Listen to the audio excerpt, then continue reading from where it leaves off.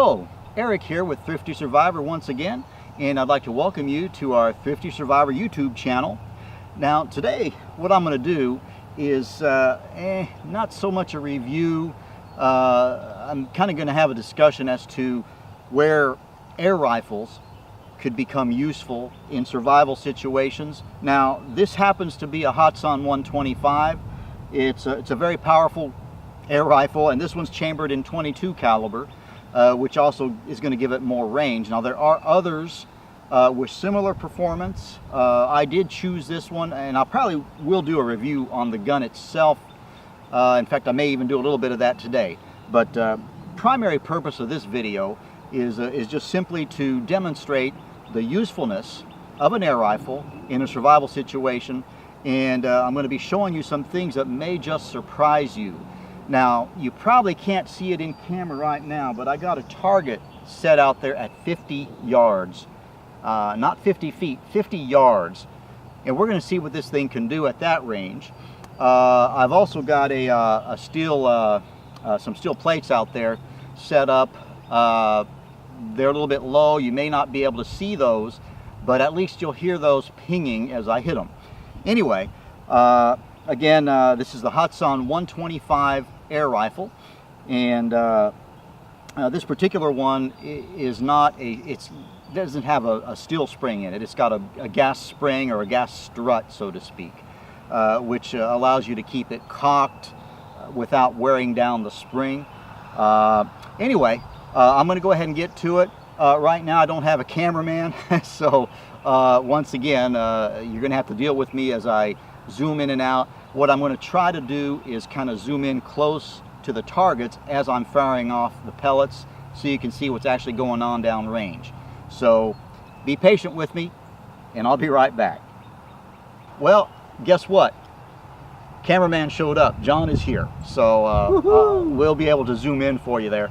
Anyway, one thing I do want to mention also is with a spring piston air rifle such as this one, if you're going to mount a scope on it, which there's probably a pretty good chance you're going to want to do, you want to make sure that it's a spring piston air rifle or brake barrel air rifle rated.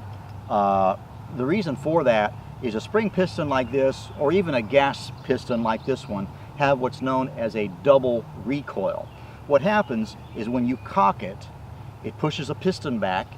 You stick your pellet in there, bring the pellet up, and when you squeeze the trigger, the piston pushes forward at an extremely high velocity, so that causes a backward recoil, and when it hits the front of the piston, it slams the gun forward. So it's known as a double recoil, and that's extremely hard on scopes. Let me tell you, scopes that are rated for high-powered rifles, if they're not rated for air rifles like this, it'll still break them. I mean, they may last a while, but there's a very good chance that those $800, $900 scopes will break. And this one here, actually, I'll tell you, this is a UTG, a Leapers UTG scope. I picked it up. I think they're probably going for about $139 now. So the price isn't always the determining factor. You just want to make sure that it's rated for a spring piston air rifle. So I think enough said on that. What I'm going to do is I'm just going to sit down, I'm going to cock the gun, load in a pellet, and as I'm doing that, John's going to slowly zoom in to the targets behind me, and I don't know whether you can see them yet or not, but as he slowly zooms in, you'll be able to see them, and we'll just see what the results are. Okay, so here goes. The reason I chose .22 as far as the caliber, I mean, you can get this in 177 or 25 caliber. I chose .22 caliber. For one, is that it will carry the energy farther downrange. At 50 yards, I'm still well over 20 foot-pounds of energy at 50 yards. Whereas with the same power plant, with the 177 at that distance, we'd probably be looking at 14, maybe 16 foot-pounds. And yeah, that'll still handle most critters, but the wind also can divert it more easily, that type of thing. Anyway, if you go to 25 caliber, those are heavier yet, but finding pellets is difficult. I can go to Walmart and pick up pellets for this. Now I'm not going to find the JSBs like these. I prefer these. I find them extremely accurate, but I still can pick up Crossman 22 caliber pellets that'll fit this gun. You're not going to find 25 calibers unless you go to a special place for it or order them online. Anyway, enough said about that. So here goes. Let's just see what happens. Now I'm going to put my specs on here. Oh, there is a target out there. Oh, okay. All right, let's move this forward.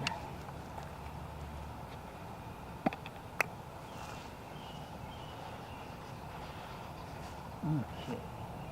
By the way, when you cock this gun, it automatically puts a safety on, which is, I think it's a nice feature. So you're not, I mean, obviously any gun is to be treated as it's loaded, but or as if it were loaded. But it's just a nice feature. So you got to remember to uncock it before you squeeze the trigger. I almost forgot. So, all right, here goes. Fire in the hole.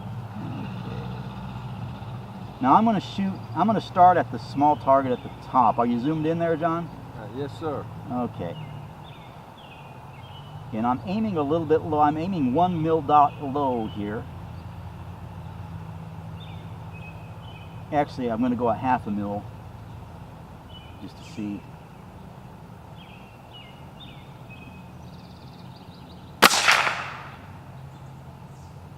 Okay.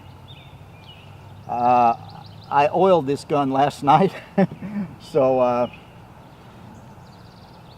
I'm going to have to shoot a few rounds through it just to get rid of some of the oil in there, because that just ignited, caused a supersonic. That pellet went supersonic at 18 point some grains. So we're talking 45, 50 foot-pounds there. So let's just see how. So that, I'm sure, went over the target. Oh no, it hit the target, but the windage is pretty good. I don't know if you can see the hole there, but it shot way high as a result of that.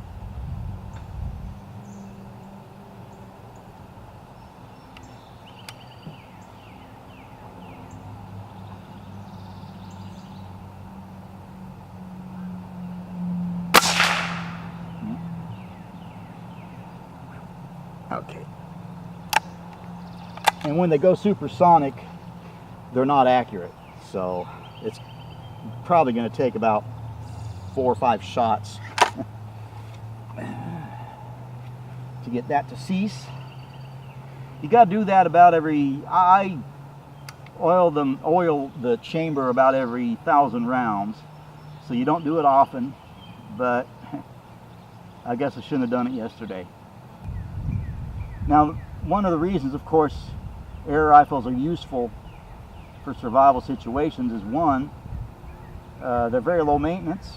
2, ammo, you can make your own, even if you don't have the tools that it requires to reload bullets and that kind of thing. Also, you can carry a ton of ammo, even a 22 caliber, 22 long rifle bullets carrying 500. This is 500 rounds. 500 rounds of 22 long rifle would be a whole lot bigger and a whole lot heavier than that.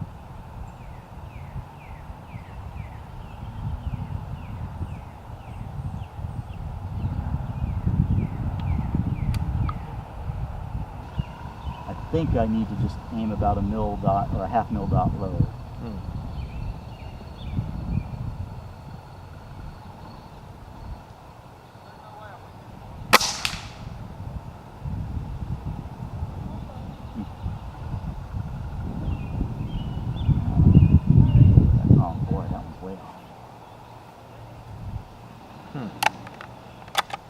Occasionally that happens. Sometimes it's just a... Did you aim for a new target? Yeah. But sometimes it's just a badly shaped pellet. Sometimes that's all it takes. Because I mean, again, we're talking, thank you. You know, this is 50 yards out there, and from here you can't even tell the separation between where it hit and where the target is. So, now I can through the scope.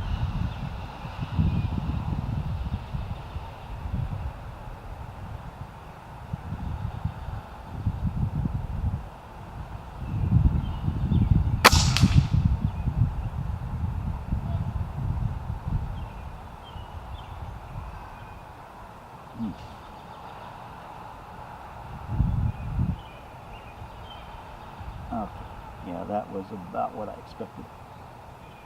It's almost dead center, except that it's about a ½ inch below the target. So if it keeps that up, I'll just aim about I'll aim dead center. Do you and then I'll ever hit it. adjust your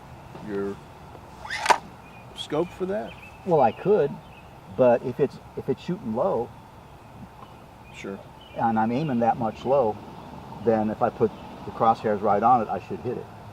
So I'm gonna just keep doing what I'm doing, and if it keeps doing the same thing, then I'll know that that's what's going on. Release. Thank you. I'm too used to shooting my AR. Yeah.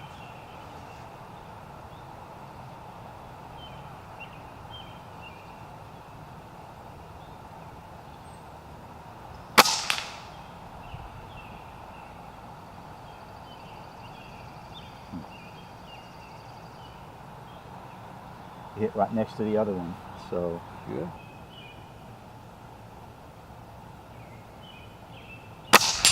Nice. Nice.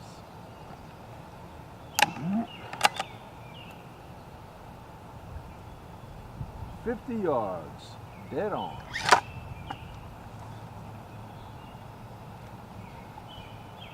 Are you aiming at, is that scope just right dead in the center? yep, because I knocked some Crosshairs? more of that. I knocked some more of that yellow off. All right. So that time it was dead center. Yeah. I'm gonna go for the small one. In the center? Yeah.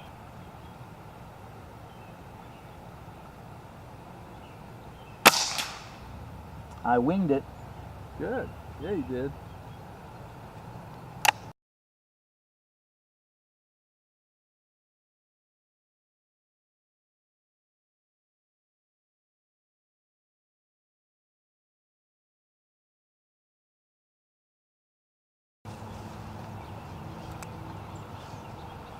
Dogs like wood so much.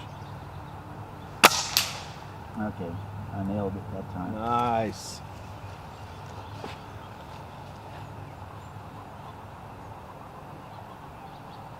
Let's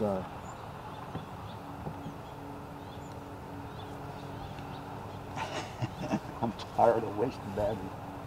I mean, I don't know if I should take another shot. I hit it that time. I think rechargeable batteries. Oh, they are. Yeah. Yeah. It's just I know. I'm just, you know, if we can not have to put the other battery in there, Okay, well, just run it until it runs out. I guess. Don't worry about it.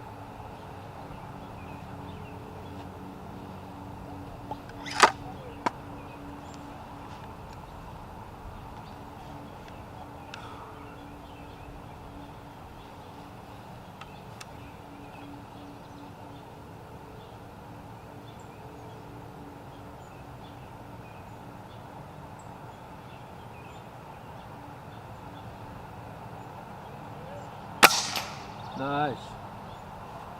Nice. Yeah, but I didn't hit it dead center. 2 for 2. Yeah.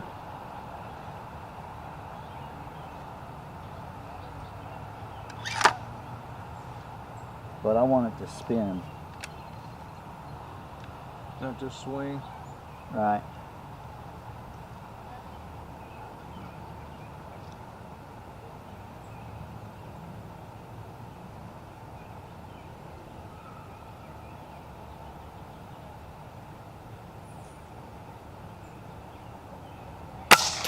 Nice. Okay. Good job. Now, have fun. Just aim 1 mil dot high. Cool. So shoot whatever you want. You can keep it going. Okay. You know what? It's uncomfortable for me to sit in this thing because I can't bend over like you can. Well, that should give you a cushion, you know, so your back's not holding anything. You know, it's like sticking a pillow in there. Yep, I guess. It is a. It gives you extra support. It's advantageous. Yeah.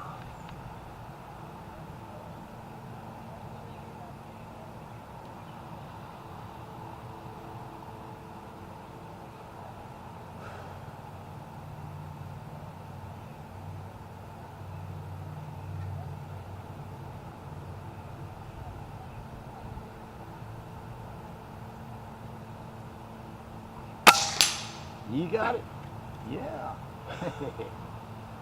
What? Oh. Did you get hit by the scope? Yeah, it has recoil. It sure does. It's like 30-30. Not quite, but...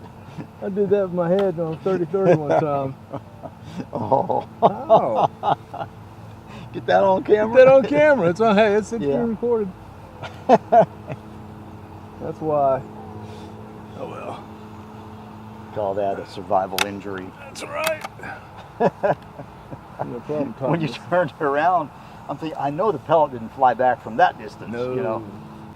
All right, folks. I think the lesson for today is never do an accuracy test on an air gun when you just lubed it the day before. Anyway, I think we got on camera. Once it got dialed in, we were hitting that small spinner from 50 yards. It really should get even better than that if I shoot a few more pellets through it, but I don't want to bore y'all with that. Again, looks like we were hitting that spinner consistently at 50 yards, which is a small one. It's about this size at 50 yards. Definitely you could get a squirrel at 50 yards with this thing. By the way, in case anybody was wondering, this gun is capable of hunting game as large as coon or even coyote. So it's an air rifle. So anyway, just wanted to point out the facts that air rifles can be used for survival purposes. I want to thank you all for watching. Please give us all a big thumbs up, share, and subscribe if you haven't already done so. Also, hit that little bell, which would actually be about up here, I guess, that notification bell. That way when we put up new videos, you'll be notified. And if you'd like to support our channel, please visit us at thriftysurvivor.com.